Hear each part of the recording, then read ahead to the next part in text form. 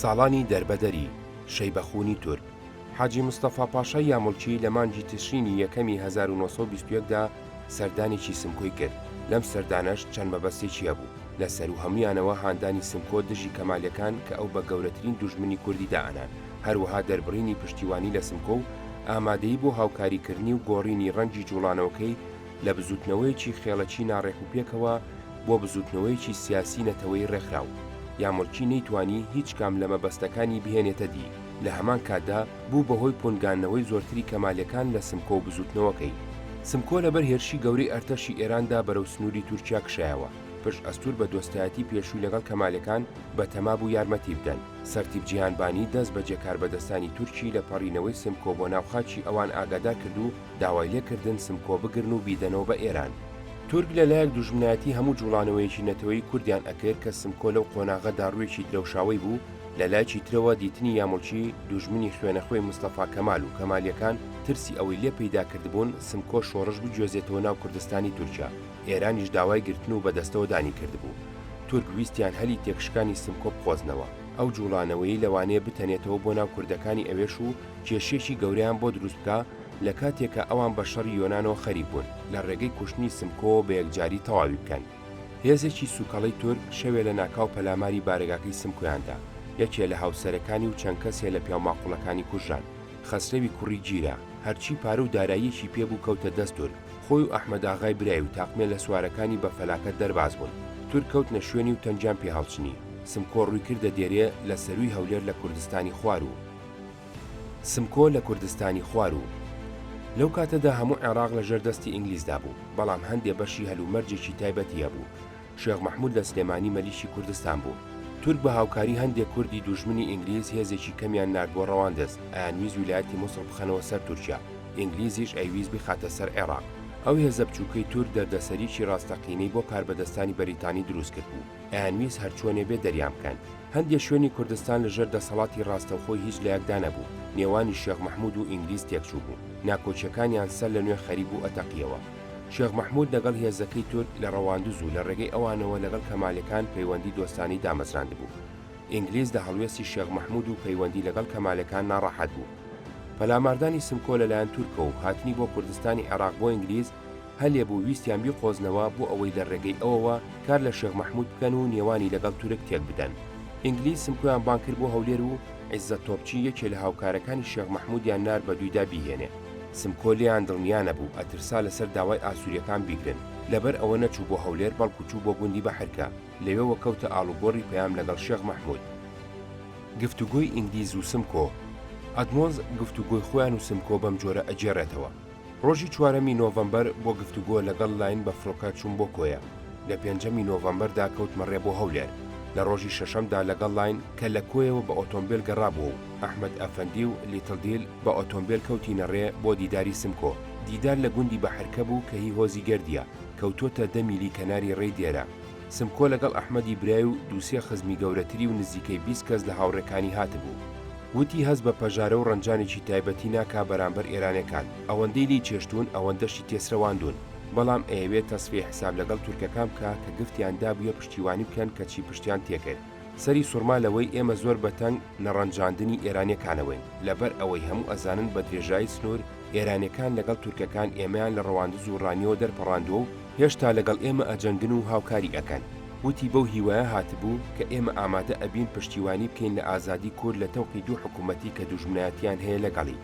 ئەگەر بە حاڵەدا چووە ئەوا لەم حاڵەدا هیچ ئارەزوویەکی نییە داوای پەنادان لە ئێمە بکات، بەڵکو ئەگەڕێتەوە ناو هۆزەکەی و خۆی بەتەنیا ئەو پەڕیتەقە لا ئەدا. ئەحمەد تەقی لە زمانی سمکۆوە گفتوگۆکان بەم جۆرە ئەجێڕێتەوە. ئینگلیزەکان و تورکەکان هەردوو لایەن درۆمان لەگەڵ دەکەن لە بابەت سەربەخۆی و سەربەستی کوردستانەوە. هەر بەڵێن و قسەیەک بدەن و بڵێن درۆ دەکەن و هەڵمان دەخەڵەتێنن. ئینگلیز ئەوێ هەموو کوردێک وەک نۆکەر هەڵسوڕێنێ و ئیشی پێ بکات بۆ چاکە و دەستکەوتی خۆی، وەک مەیمون هەڵمان پەڕێنێ بە کەیفی خۆی، بەرامبەر نەتۆکەمان شەرمەزارمان بکە. ئەمەش بە من ناکرێت. لە کاتێکدا من لە شوێنەکەی خۆم ڕام کرد و تورکەکان هێرشیان هێنایە سەرم لەسەر ئامۆژگاری و هاندانی سەیدتەها من هاتم بۆ ناوچەی دێرێ لە عێراق لە لیوای هەولێر بۆ دیدەنی و ڕێککەوتن لەگەڵ ئینگلیزەکان. حاکمی سیاسی ئینگلیز لەگەڵ سەیدتەهادا هاتنە دێرێ بۆ دیدەنیم. دوور و درێژ قسەمان کرد. پێم وت من کوردم و لێم قەوماوە، دوژمنی حکوومەتی فارسم لە ئێران. ئەوە ئەم جارەش بوومە دوژمنی تورک چونکە ژنیان کوشتم و کوڕیان بەدیل بردم. ئێوەش ئینگلیزەکان گەلێ قسەتان کردووە لەگەڵ کۆمەڵێک کورد لە ئەستەمبوڵ و بەڵێنی زۆرتان داونەتێ هیچتان بەجێ نەهێناوە. لەبەر ئەوە کوردەکان لەگەڵ مستەفا کەمالدا ڕێکەوتن و هەروەها لە کوردستانی خواروشدا ئێوە ئیدارەی حکوومەتی شێخ مەحموودتان تێکدا. ئەوانیش ناچار بوون لەگەڵ کەمالەکانان ڕێکەوتن و هێنانن بۆ ڕەواندز لە کوردستانی خوارودا. ئێستاش من لە جیاتی هەموو کوردێک لە هەموو کوردستانە پێتان ئەڵێم ئەگەر ئێوە ئامادە بن و ڕاست بکەن و بەڕاستی بێنە پێشەوە بۆ دانی سربەخۆیی بە کوردستان، منیش خۆم ئامادەم و بەڵێن ئەدەم کوردتان لەگەڵ ڕێک بخەم. ئەگەر ئەمەش ناکەن تەنها داواتان لێ یەکەم یاریدەم بدەن بچمەوە جێگای خۆم ئایا بە شەڕکردن لەگەڵ ئێراندا یا بە ئاشبوونەوە لەسەر بەڵێن و گفتی ئێوە. حاکمی سیاسی ئینگلیز لە وەڵاماوتی جارێ حەزەکەم بزانم ئێوە کۆستان کردووە چەند پارەتان پێویستە بۆ نەهێشتنی ئاتاجیتان. ئیسماعیل خان وەڵامی دایەوە وتی هیچ جۆرە ئاتاجیەکمان نییە، من میوانی برا کوردە دلێرەکانم.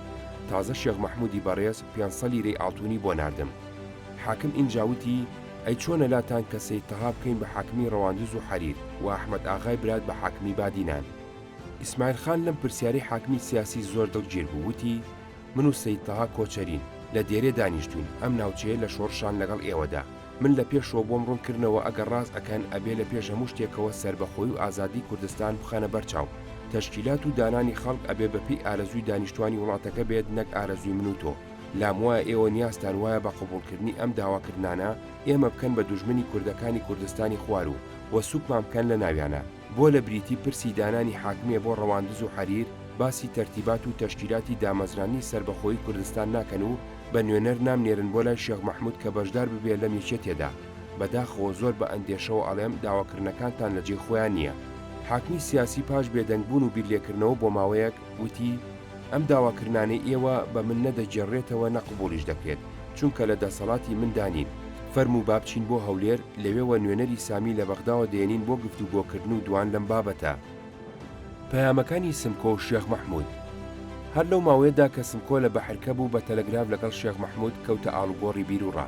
پەیامەکانی هەردووکیان نرخێکی مێژووییان هەیە بۆ جۆری تەقەلاینەتەوەی کورد و تێگەیشتن لە سیاسەتی کوردی بەریتانیا.